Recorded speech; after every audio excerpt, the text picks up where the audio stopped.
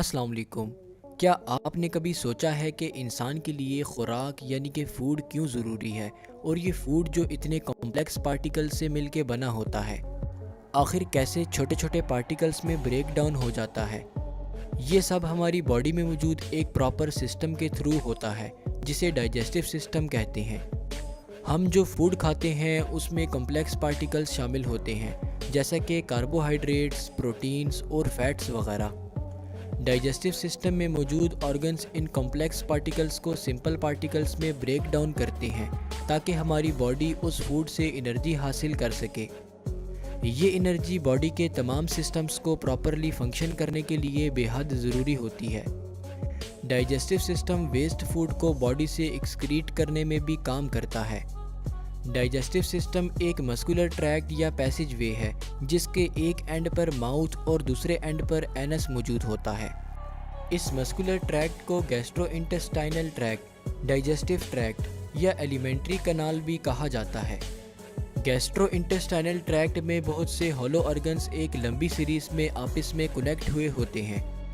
ये organs food को break down करने, इसेंशियल न्यूट्रिएंट्स जैसे कि शुगर और प्रोटीन्स वगैरह की ब्लड में ट्रांसपोर्टेशन और वेस्ट फूड को बॉडी से एक्सक्रीट आउट करने में मदद करते हैं। इन ऑर्गन्स में mouth, oesophagus, stomach, small intestine, large intestine और एनस शामिल हैं। इनके अलावा लिवर, पैंक्रियाज, गाल ब्लेडर और कुछ ग्लैंड्स भी फूड की डाइजेशन में अपना किरदार अदा करते हैं। एक अडल्ट ह्यूमन की एलिमेंट्री कनाल की लेंथ 30 फीट यानी कि 9 मीटर्स तक हो सकती है। तो आइए अब वन बाय वन इन सारे ऑर्गन्स को डिटेल में स्टडी करते हैं। Number 1, mouth. Mouth digestive tract का पहला ऑर्गन है।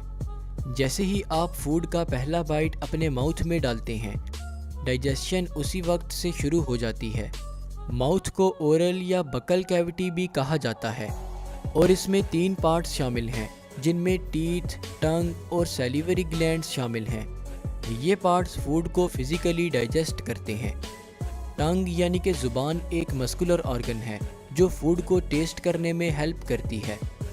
इसके अलावा ज़ुबान फूड को रोल करने और निगलने में भी मदद करती है, जबकि टीथ फूड की ग्राइंडिंग और क्रशिंग करके फूड को छोटे छोटे पीसेस में कन्वर्ट कर देते हैं ताकि फूड आसानी से डाइजेस्ट हो सके। इस प्रोसेस को मैस्टिकेशन कहते हैं। माउथ में मौजूद तीसरा अहम पार्ट सैलिवरी ग्लैंड्स हैं जो पेयर की फॉर्म में हमारे ईयर्स के फ्रंट पे ज़ुबान के नीचे और लोअर जा के करीब मौजूद होते हैं। सैलिवरी ग्लैंड सलाइवा प्रोड्यूस करते हैं जो फूड को ल्यूब्रिकेट करता है ताकि उसको चबाना और निगलना आसान हो सके। सलाइवा एक ट्रांसपेरेंट लिक्विड है जिसमें 2 ख़ास एंजाइम्स मौजूद होते हैं जिनमें अमाइलेज और लाइसोजाइम शामिल हैं। अमाइलेज जिसे टाइलिन भी कहा जाता है, ये एंजाइम फूड में मौजूद कार्बोहाइड्रेट्स की डाइजेशन का काम करता है, जबकि लाइसोजाइम एंजाइम्स फूड में मौजूद बैक्टीरिया और फंजाई को किल करते हैं, जिससे माइक्रो ऑर्गेनिजम्स हमारे माउथ में ग्रो नहीं कर सकते और हम बहुत सी बीमारियों से बच जाते हैं। लिहाजा ये कहना बिल्कुल भी गलत ना होगा कि सलाइवा हमारी ओरल हाइजीन के लिए इंतहाई ज़रूरी होता है। एक नॉर्मल हेल्दी पर्सन में 24 घंटों में तकरीबन 1 से 1.5 लीटर तक सलाइवा प्रोड्यूस होता है। माउथ में फूड की पार्शियल डाइजेशन होती है और पार्शियली डाइजेस्टेड फूड को बोलस कहते हैं। Number 2, pharynx. बोलस हमारे माउथ से पास होकर हमारे डाइजेस्टिव सिस्टम के सेकंड ऑर्गन यानी कि फेरिंक्स में इंटर हो जाता है। फेरिंक्स को थ्रोट भी कहा जाता है और ये माउथ और ईसोफेगस को आपस में कनेक्ट करने वाला एक पैसेज है। ये एक ऐसा पैसेज है जिससे फूड और एयर दोनों गुजरते हैं। Number 3, oesophagus. Partially digested food यानी कि बोलस फेरिंक्स से पास होकर ईसोफेगस में इंटर हो जाता है।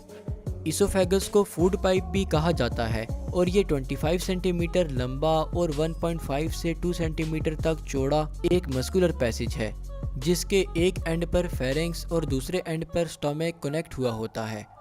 ह्यूमन बॉडी में फूड पाइप के साथ ही विंड पाइप भी मौजूद होता है। जब हम सांस लेते हैं तो एयर हमारे माउथ से होकर विंड पाइप से गुजरकर लंग्स में चली जाती है। इसके बरक्स फूड को विंड पाइप में जाने से रोकने के लिए विंड पाइप की ओपनिंग पर एक कवर मौजूद होता है जिसे एपिग्लोटिस कहते हैं। फूड स्वेलो करने के दौरान ये एपिग्लोटिस विंड पाइप को कवर करता है और टंग बोलस को पुश करके फूड पाइप में इंटर कर देती है। ये फूड ईसोफेगस में मस्कुलर कॉन्ट्रैक्शंस के थ्रू स्टमक तक पहुंच जाता है।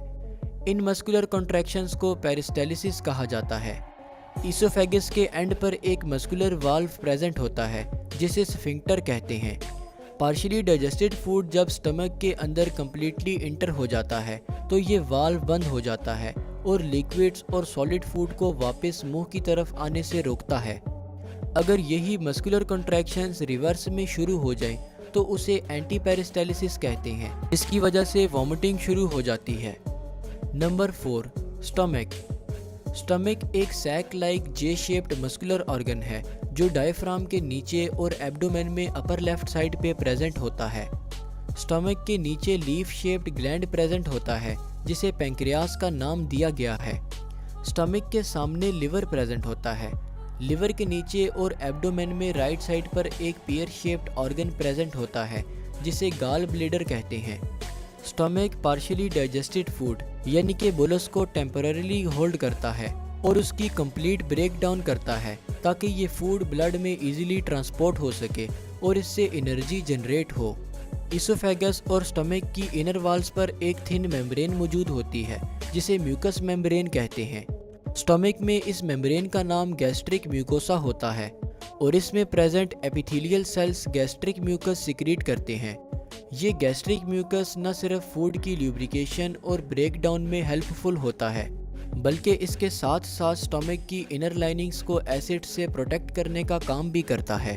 गैस्ट्रिक म्यूकोसा के एपिथेलियल सेल्स म्यूकस सिक्रीशन के अलावा मुख्तलिफ गैस्ट्रिक जूसेस भी रिलीज करते हैं। ये गैस्ट्रिक जूसेस फूड में मौजूद कार्बोहाइड्रेट्स और प्रोटीन्स की डाइजेशन में अहम रोल अदा करते हैं।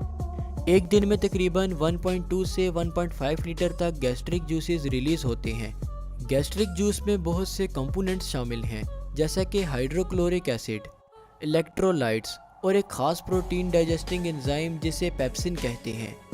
हाइड्रोक्लोरिक एसिड की वजह से गैस्ट्रिक जूस की पीएच हाईली एसिडिक होती है। इन गैस्ट्रिक जूसेस की मदद से और स्टमक की चर्निंग एक्शन की वजह से बोलस एक येलो थिक क्रीमी लिक्विड में कन्वर्ट हो जाता है जिसे काइम कहते हैं। स्टमक बहुत से सब्सटेंसेस एब्जॉर्ब कर लेता है जैसा कि ग्लूकोज, सिंपल शुगर्स और अमाइनो एसिड्स वगैरह। ईसोफेगस के एंड की तरह स्टमक के एंड पर भी एक मस्कुलर वाल्व मौजूद होता है जिसे पाइलोरस कहते हैं। इस वाल्व के ओपन होने से काइम स्मॉल इंटेस्टाइन में इंटर हो जाता है। जैसे ही स्टमक इम्पटी होता है तो पाइलोरस वाल्व बंद हो जाता है ताकि फूड रिफ्लक्स यानी कि स्टमक में फूड की वापसी न हो सके। Number 5, small intestine. काइम की अगली मंजिल स्मॉल इंटेस्टाइन होती है।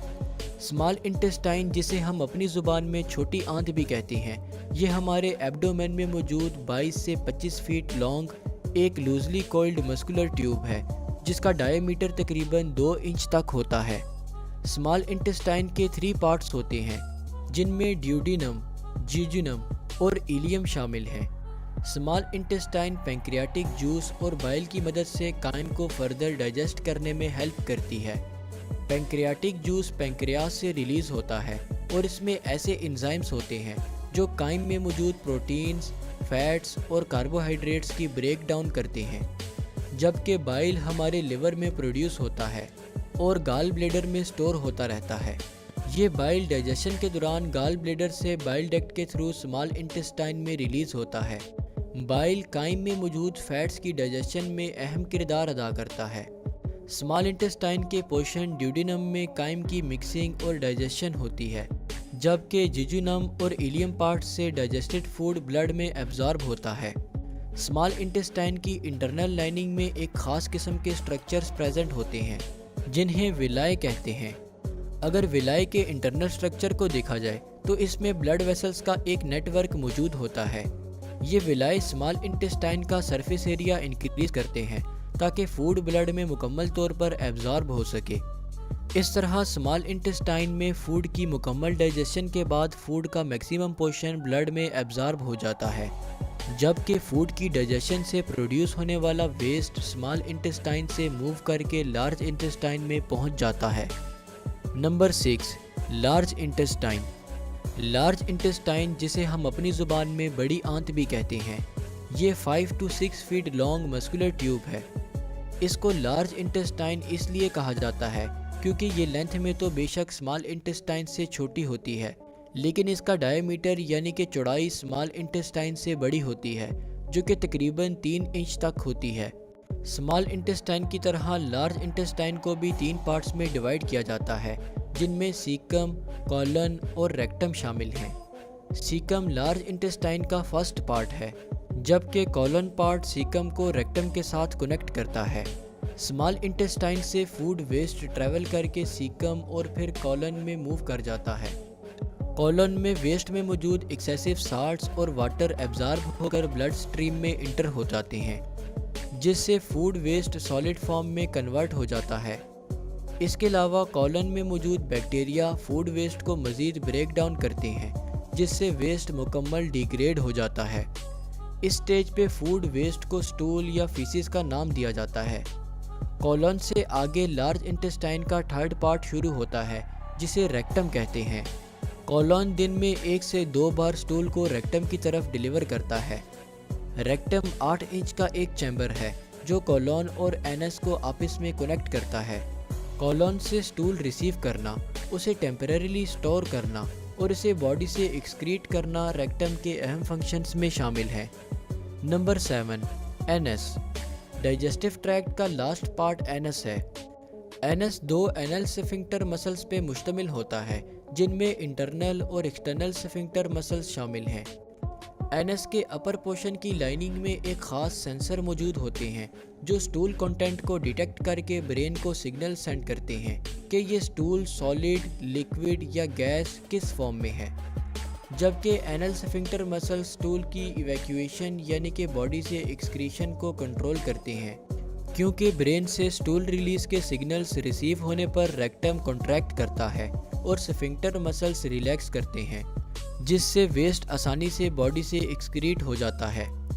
इसके बरक्स अगर ब्रेन से स्टूल रिलीज के सिग्नल्स रिसीव ना हो तो रेक्टम रिलैक्स जबकि स्फिंक्टर मसल्स कॉन्ट्रैक्ट रहते हैं। इस तरह स्टूल रेक्टम में ही स्टोर रहता है। यही वजह है कि जब हम सो रहे होते हैं तो हमारे internal sphincter muscles contracted form में रहते हैं, ताकि हमें बाथरूम ना आ सके, जबकि इंटरनल स्फिंक्टर मसल्स की रिलैक्सेशन होने से हमें बाथरूम की ज़रूरत पड़ती है, जिस दौरान स्टूल को टेम्परेरीली होल्ड करने के लिए हमारे एक्सटर्नल स्फिंक्टर मसल्स अहम रोल अदा करते हैं। तो होप सो आज की इस वीडियो से आपको कुछ ना कुछ ज़रूर नया जानने को मिला होगा। मैं आपसे मिलूँगा अपकमिंग वीडियो में किसी नए टॉपिक के साथ। तब तक के लिए अल्लाह हाफिज़।